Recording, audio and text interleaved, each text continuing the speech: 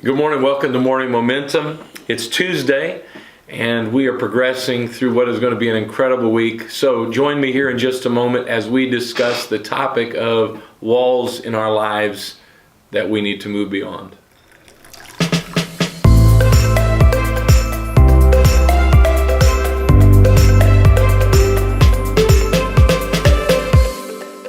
You may have noticed there's a lot of discussion right now in our world concerning walls. You would have to be living in a very deep, dark cave in the Amazon jungle to have not heard by now about the wall that our president says he's going to build. A wall that would be built along the United States and Mexico border. It would be a very big wall. In fact, the president would say it's going to be huge. No matter what your opinion might be, walls do serve a particular function.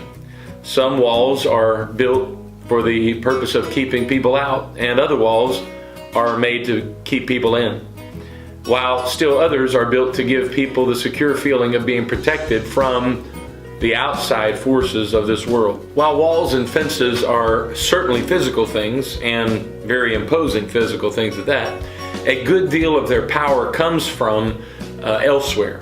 As their role in political discourse makes clear, they are also things of the mind. And it is not a concept confined by American borders. The Germans, who seem to have a name for just about everything, use the phrase Mauer am Kopf, or wall in the head, to refer to this phenomenon. The Berlin Wall may have been torn down long ago, but many people in Germany still feel divided. The wall is intact in their minds. Walls can be spectacular as architectural structures, but they can be even more fascinating as entities that inhabit our thinking and shape our identities and ideals. It is said that many Germans, both East and West, struggle with the wall in the head. Many reports state that even though the wall that was built in 1961 and brought down in 1989 has been eradicated, people in both East and West live with prejudice and hatred.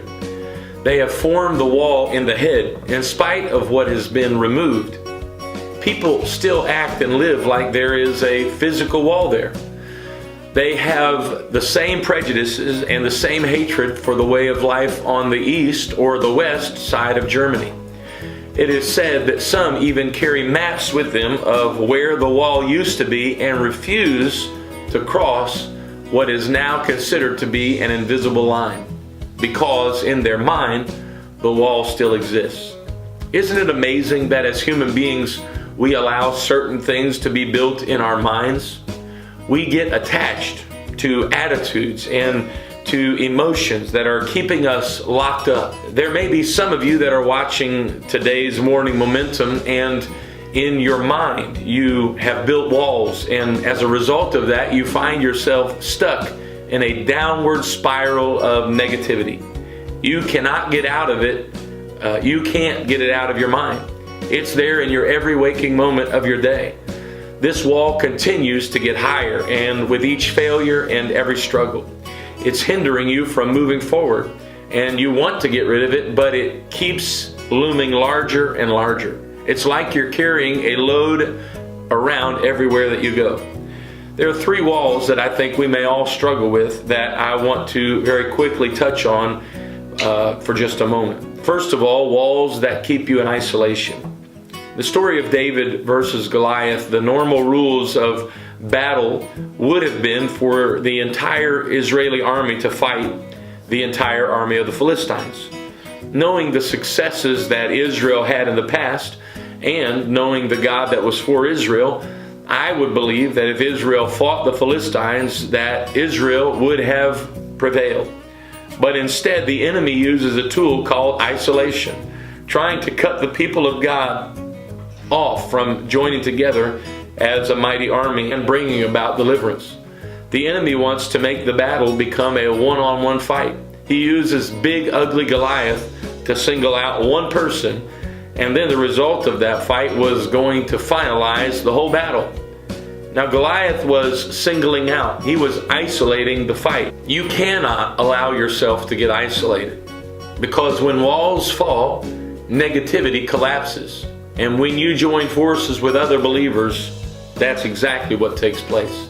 Secondly, are the walls that limit your perception. Not only do walls bring about isolation, but walls can also affect your perception. The higher the wall built, the less that we were able to see beyond it. Moses sent 12 spies into the land that God had promised them, the land he said he would give to them.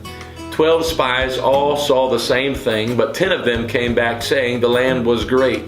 Truly, they said, it is a land that flows with milk and honey, but we saw giants there, and we saw walls that fortified the city, keeping us from seeing beyond the wall.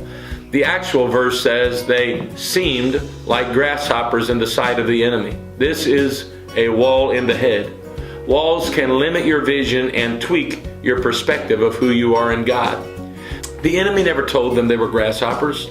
The perception of what they faced convinced them that they were nothing more than a small insect just waiting to be crushed by the enemy.